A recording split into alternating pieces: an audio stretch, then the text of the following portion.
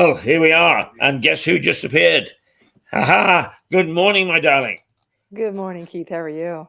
I'm well, thank you, and you, and all the better for seeing you. Oh, well, yes, indeed. Don't really know what's happening right now. I'm half asleep, but this ought to Well, help. no, it's coffee is most important. Yeah, absolutely. Yes. Yeah, and what's that on the mug? An eagle? No, that's Lewis. Lewis. Oh yes, it's a Lewis. Oh gosh. Oh, well done, well done. That's terrific. Ah, That was given uh, to me by Stephen. Stephen? right.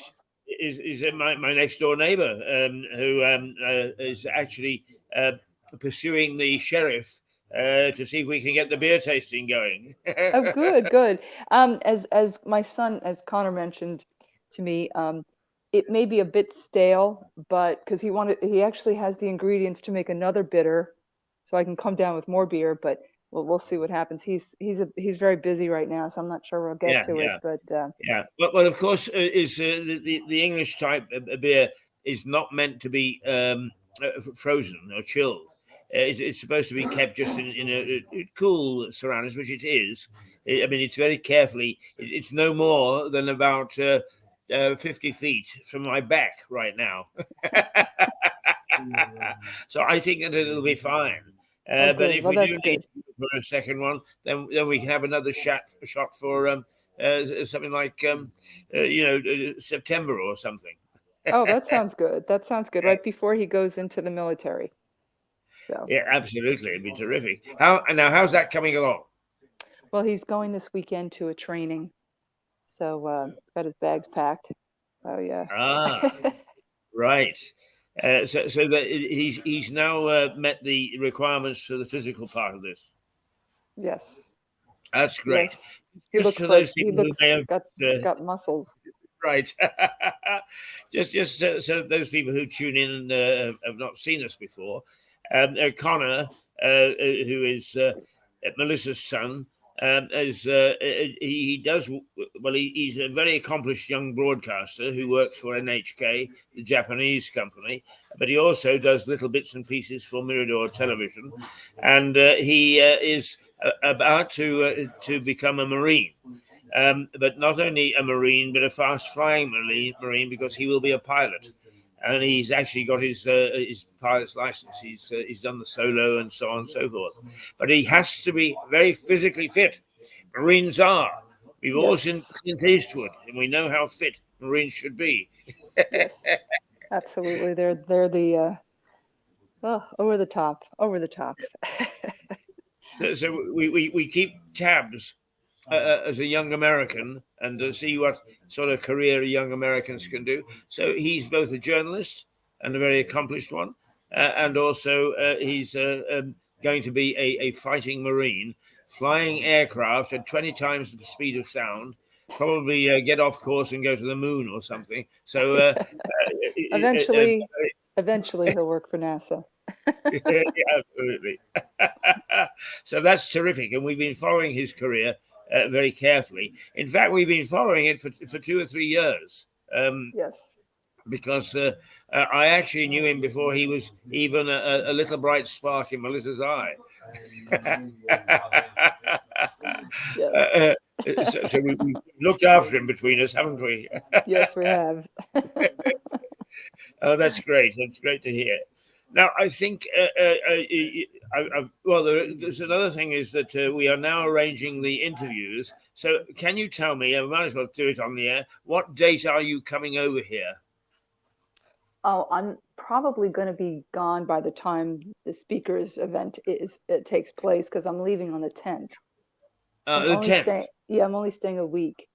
No, no. So. Well, it's all right because what we're going to do is to interview people leading up to that weekend. Oh. So, in fact, I may ask you if you can do an interview before the end of April, um, Oh, okay. and Okay. I will send you a note over the weekend about the people that I've got you down for that I think Sure. you would find interesting. Sure, that's terrific. the whole list was very interesting. It was very tough for me to decide. You asked me to make a decision. I was like, I don't know. They all sound interesting. So Yes, I've I'll forgotten who interview you them chose. all. Who did you choose? I didn't choose any because they're all interesting. Oh, that's right. Well, I've penciled you in for a couple. All right. Okay, good, very good, very Yeah. good. So for those viewers who are wondering what that's all about, is we work hand in glove with the Lewis Speakers Festival, which really has top names from authors who are just launching their books, and we're able to interview them not only about their books but about things generally.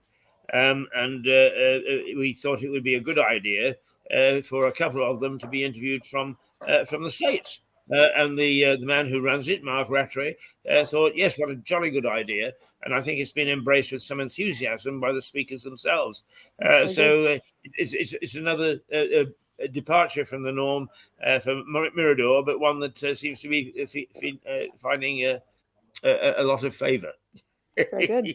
Very good. Wonderful. Okay, now, secondly, what we like to do is to just catch up with what's going on in America with you on the spot to tell us, because we get terribly confused over here, as indeed distance quite often nowadays does. But also, you like to spend a bit of this time on talking about rehabilitation of children. And so we'll give you a chance to talk about that in a minute. But perhaps you would just bring us up to date with DeSantis and Trump. And I understand that that Robert Kennedy has thrown his hat into the ring. Is that right? Yes, that's correct. Can you just sort of outline for us I the haven't run? heard about. We haven't heard from him much this week that I've read. Um, as far as DeSantis and Trump, I mean, I apologize for laughing, but it's just comical. But it's comical, yet at the same time could be a little bit scary, because it's our democracy seems to be, there's some cracks in our democracy for sure. I think And there's cracks in democracy all over the world, darling. I yeah, do. and I just think those two candidates were just horrific, horrific. They don't know what it means. They just don't understand.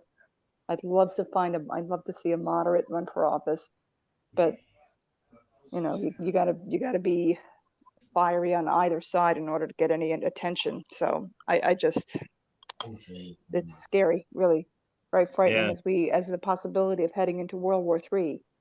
So I'm going to be honest, I don't read as much news as I used to. It's too depressing, and it's You're not the almost. only person to say that to me. I think the world is in a pretty poor state. Actually, there are some worries over here. I think is that at Biden running for another term, he put his foot in it again this week here, being over for the Northern Ireland Protocol, the Good Friday Agreement, and God bless him for being brave enough to go to Northern Ireland for it. But while he was there, he sort of started on the Irish thing, and his aides had to rush out a statement saying Joe Biden is not anti-British. So I mean, it gets worse and worse, doesn't it? Did he say he didn't like Britain? He intimated it. I think he's yeah. It's all American presidents. Did he say I don't like Britain, or are people just assuming he doesn't like Britain? I'm not sure of the comment, but it was something that came pretty close to being a pro-Irish, anti-British. Oh, okay. I'd have to read the comment. The only comment I read was him talking about feeling like he's home. I was like, and then my first thought was, you went to Delaware?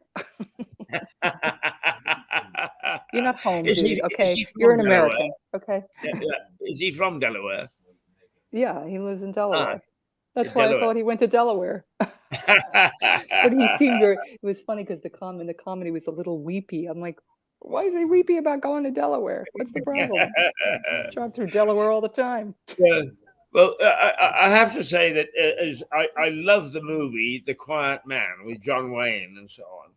But of course, I've lived for 15 years on the island of Ireland, mostly in the north, but frequently going into the south. And it's a lovely, lovely movie, but it bears no relationship whatsoever to what life in Ireland is all about. And yet, most Americans seem to think of these small villages, and everybody is very nice, and they all fight in the boozer. And there are lovely ladies dashing about, just waiting to be married off, and and it's not a bit like that at all. Well, So I've been to Ireland 3 times, and I found it to be lovely. I yeah, also have been to Britain many times and find that lovely as well. yeah. As you know, yeah, it's very But, lovely. but, but I mean, it is. I, you've been here several times, and East Sussex is very, very rural, and we've got beautiful villages and so on and so forth. But all you've got to do is to scratch the surface and go not too far away, and you've got industrialized Britain. With people living in awful Hmm, circumstances yeah, and not very pleasant life at all. And that's right. true of Ireland, and I'm sure I'm it is sure. true of the United States. Yes, absolutely. We're lucky that we actually experience frequently the nice bits. Right. I go to the nice places. I have to admit, that's what I do. Yes. So, I really. mean, I had an aunt and uncle who lived in Ireland, and I used to go and visit them. And they also knew that they would take us to the really very nice pubs and get us involved in all sorts of nice things down there. But I also, in the course of my work, would go to Dublin sometimes, and some of the conditions that people live in, even in a beautiful city like Dublin, wouldn't be tolerated really in many parts of the world. Right. So there we Yeah. are. There we are. We've done that. Done that. Said that. But you're generally you're a little worried about the uh, uh, quality of the candidates in this coming election. I would not use that word when it comes to our candidates. Quality. Yeah, Yeah, there's no quality there at all. it is frightening, isn't it? It's very frightening. It Right. really is. Okay. Now, how is the master's degree coming, and what's your message and view on helping children this week? Well, this week I'm actually we're on spring break, and I've been working on. Our upcoming issue is healthcare policy and its impact on people with disabilities. So I'll be diving into that topic in a week. But right now I'm doing my research paper. So this is, well, maybe I probably shouldn't mention this on YouTube. I hope nobody in my company would be listening. I highly doubt they would be. But so because I want to work in diversity and in the inclusion aspect of employment, um, I've been using my company's computer just to write my papers because I don't have a computer, and the topic that I'm writing it on, I really cannot be writing it on my company's computer. And for some strange reason, it didn't dawn on me until I started to read the first page, and I'm like, I can't use the company's computer for this topic. So today I'm going to purchase a computer, but yeah, just because it's about the reproductive and sexual rights of the disabled. So, Right. you say the word, sex. Oh my gosh, explosion. Yeah. Yeah. Yeah. Why? I don't know why that is, but it's such a, we work for the rights of the disabled. So we work for, employment. We work for their dignity in healthcare. We work for their dignity in housing rights, education. But that one topic, that topic of sex, Yeah. that they have the right to have a relationship. That's a Yeah. topic that is so taboo because the topic of sex in general is taboo for anybody, right? Yes. And I often wonder why. Why is it so taboo? I Well, don't get it. the older you get, is the more you wonder about this taboo, because I can remember when I was about 40 and I was working in Northern Ireland. Or perhaps I was a bit older than that. No, maybe about 40. And I saw there was a movie on late one night, and there were sort of an elderly couple, about 70 or so, who had sex. And I remember one of the engineers saying to me, "You find that difficult to assimilate, don't you, Keith? Sex having the elderly having sex." And I said, "Well, yes, I do." And now I don't feel that way at all.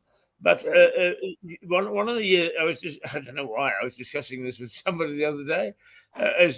There is a lovely movie called Cocoon. Have you seen it? No, I haven't. Oh, it's a very, very gentle movie, but really the cocoons are left by aliens when they have to scarper from the Earth very quickly, and they come back to get them, and they put the cocoons into the swimming pool of a house next door to an old people's home. And Jessica Candy and is it Jessica Candy and Cronin?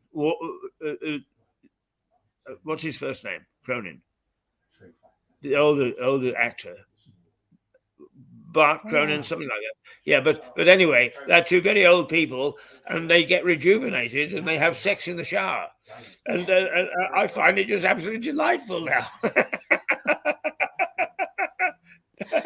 But it's funny. It's just I've never understood why it's so taboo if it's the Yeah, one thing that helps to continue the human race. Without it, you're not going to have a human race. no, exactly. So I've never understood that. Yeah, Why? Why? It's such a, honestly, it's a very important part of being a human being. And so as a result, it's a very important part of being a human being, even if you're disabled. So the other question, of course, that I will be exploring is the reproductive rights of the disabled, and in particular, the when it comes to intellectual disabilities. So, you know, there was a court case back in the 1910s, back in I forgot. Well, actually, I forgot the date. But that's crazy. It's too early in the morning. Um, it basically it gave the government the right to sterilize people they considered to be um, not of any good quality. yeah. And so that's a very slippery slope because we wouldn't want to have Indeed. people taking tests in order to determine whether they can become parents. So it's difficult, and then monitoring parents themselves when they do have a child, very it's just become a very scary. Well, you know, it's always been a bit scary. There are always people who want to diminish other people and take control of them um, and judge them. You know, they ought to look in the mirror. You know, Yeah, seriously. absolutely, So, absolutely. and it was It is, our Supreme Court that made that decision that sterilization was legal. They can just sterilize the disabled or those they consider to be the disabled. yeah. I mean, I go along with you on both fronts, actually. First of all, I don't understand why sex is taboo. Um, although what history has shown is it sort of goes in a wave, because I mean, you know, in the Restoration period is in about 1700 is everything, including their plays and so on, were all about sexual romps. They were in out of bed, left, right, and centre. And then we went through the Victorian era, where you know, it was said that they would actually go behind the piano to have sex, and nobody could be seen doing it. And now I think we're back to sort of is our propriety is still is, oh, it's a naughty thing, you know. Right. Yeah, it's I'm glad I've been naughty in my life. well, you know, if you haven't been, you got to ask yourself, you got to ask the question, what's wrong with you? Absolutely. Well, you got a psychological problem. Although, you know, honestly, if you don't want to express sexuality, that's fine too. You do whatever you want to do. You Yeah. know, that's a very But I personal mean, the other choice. more serious thing is giving the right. even through government giving the right to sterilize people so that they can't reproduce is. To me, we always look at things the wrong way around. We always look at all the reasons why we should do these things instead of starting off from square one and saying, okay, everybody has the right. Now let's see if there are any sort of reasons why we should take that right away. And I find that disturbing. Actually, it is an attack on democracy. Yeah, and I think so. If you look at it from the point of view, well, they're not fit because they can't really take care of themselves, correct? So they shouldn't have the right to bear children. I know a lot of people who would not test as intellectually disabled who are terrible parents Yeah. and and just terrible human beings and shouldn't have, I mean, I'm not going to judge that they shouldn't have the right, but yeah, so it's a tough topic. And so I don't know why I chose to do this difficult topic and not be able to use the computer. I usually write papers on workplace diversity. But I had written that in a previous class, and I wanted to try it. Oh, let's try a different subject that's controversial. Oh, great! But actually, Melissa, knowing you as I do, it doesn't surprise me that you've chosen a difficult topic. And actually, in terms of research and so on, at the academic level, we need people to choose the difficult topics, not the ones that are going to make getting a master's easy. But rather that your contribution is going to be enormous in taking attitude towards the disabled forward.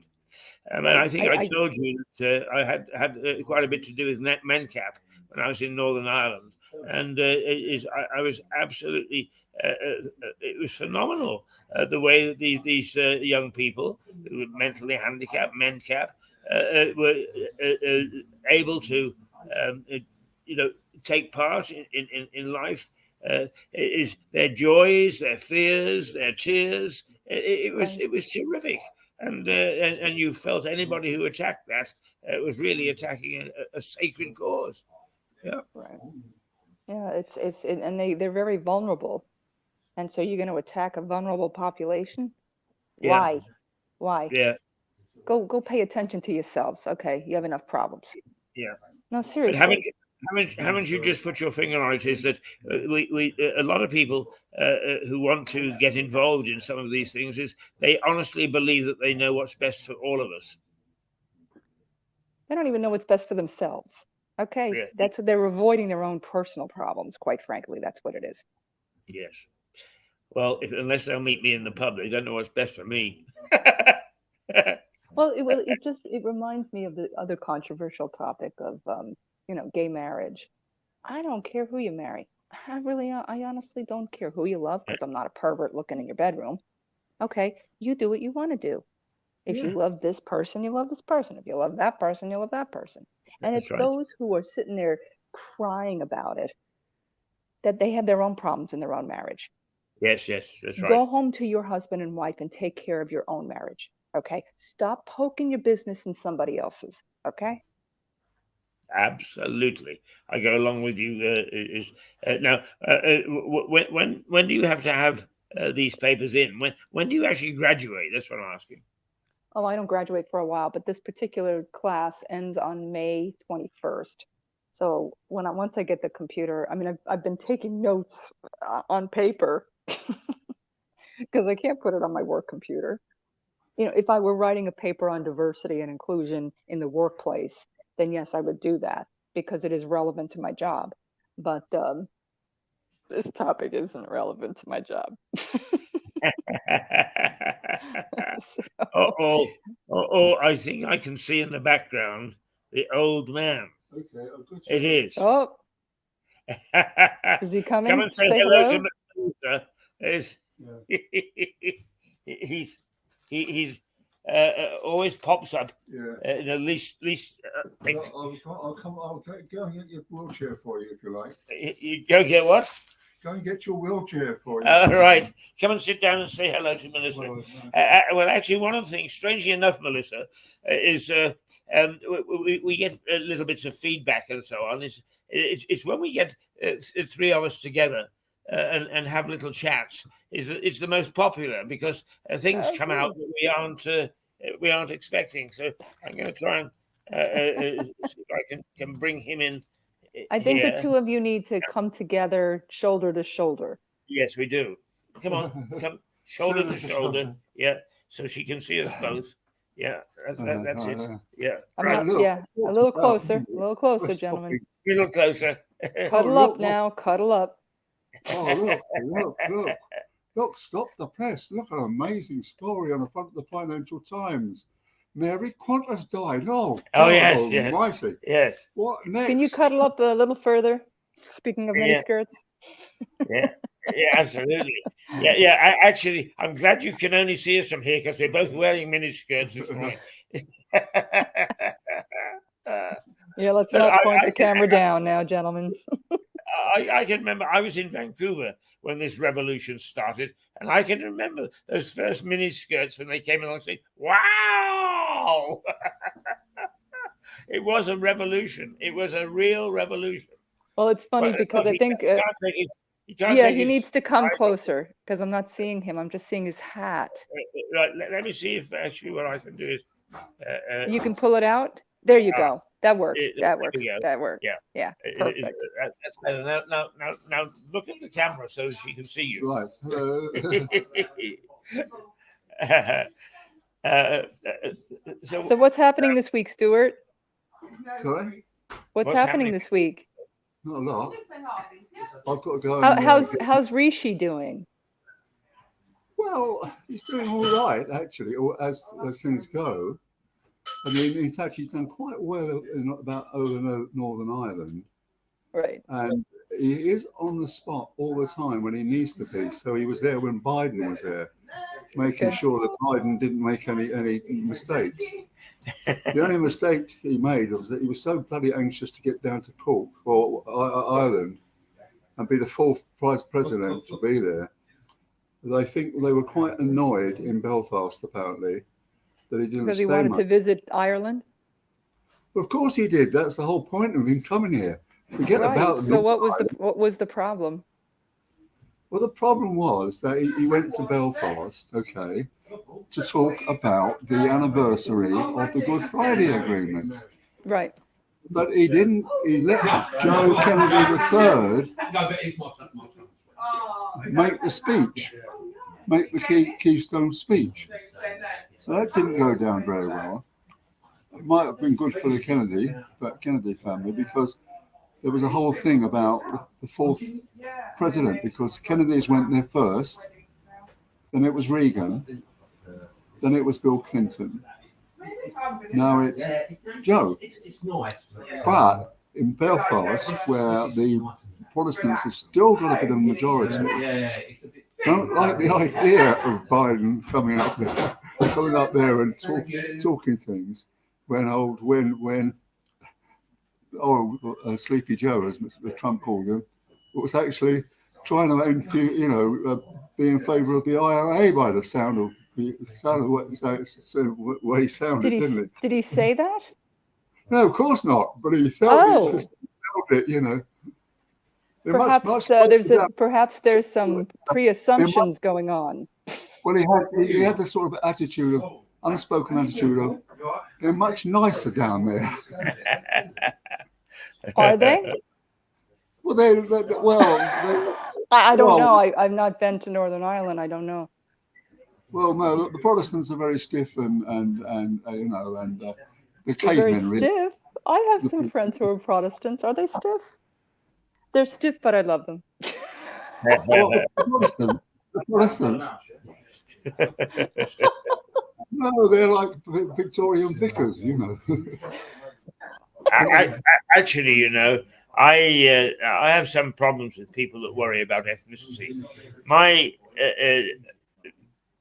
experience, having gone to the number of countries that I have, and he has as well, is that what you've got is you have nice people and bad people in every society, and it doesn't matter whether you're in India, whether you're in Northern Ireland, whether you're in America, or whether you're totally in agree.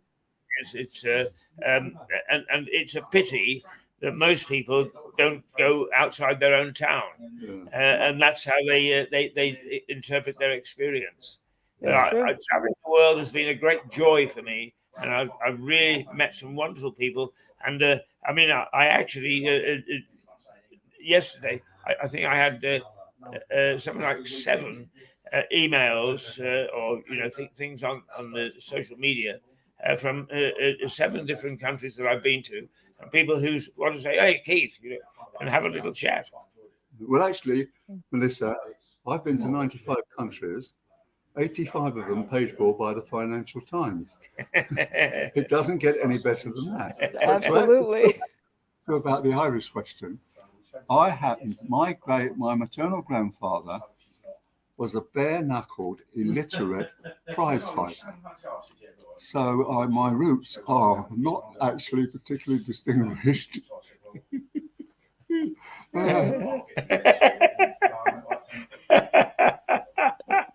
want to go around with me? Oh, wow. This is going to be a popular segment. Those prize fighters used to fight 150 rounds, Wow. until they put gloves in. And actually, we looked up the roots, and it seems that his uncle was John L. Sullivan, the first heavyweight champion of the world. So I've got tremendous lineage, you see, as it comes to the fishing contest. Wonderful. Very good. Very good. I'm from a family of hooligans. So Actually, are you gentlemen coming to London for the coronation? No, certainly not. but in the 10 days that you're there, I do hope to get up to see you and Mark at the Travellers. So if we can actually, closer to the time, if we could coordinate that to see if there is a day when I could pop up for lunch, that would be terrific. Yeah, that would be great. So Stuart, you seem very emphatic about not coming. Sorry? You seem very emphatic about not coming to the coronation. Why is that? Well, the fact of the matter is London will be awash with people. I am very young in my approach, but he has a big ages thing. It's a real problem. Trying to get him into the pub and then out again is. Well, why don't you come to he can come to the club. Well, in fact, he's a former member of the club. Yeah. Yes. It has all the best people. No, look. The Travellers Club was the Foreign Office canteen, basically. And when there was not enough spies around, they allowed journalists in, and that was really becoming big class A, you know. Oh, you work for the Financial Times. I thought you worked for the Sun. My dear man, my dear fellow. I am, you know. It's so posh. It's so sort of. The only good thing about it, actually, Melissa, is that if you were taking sort of people like Japanese diplomats over, you got 2 bites of the cherry. You gave them lunch, and then you went to give them the coffee room, which of course meant brandy and whiskey. So you sent them Chinese diplomats going around absolutely pissed and very happy. Yes. But anyway, getting slightly away from that is I think that the sense of excitement about this coronation is still building. It is not here yet, and we are. I mean, is my reaction, for instance, to yesterday's headlines is Harry has decided that he's going to come. Oh, Charles is so relieved. I don't give a fig. To me, it's a wonderful ceremony. We are a constitutional monarchy. We're about to confirm our head of state. Full stop. What we do these things extremely well with pomp and circumstance, and that's it. But a lot of people can't leave these things go. They've got to start to look under the.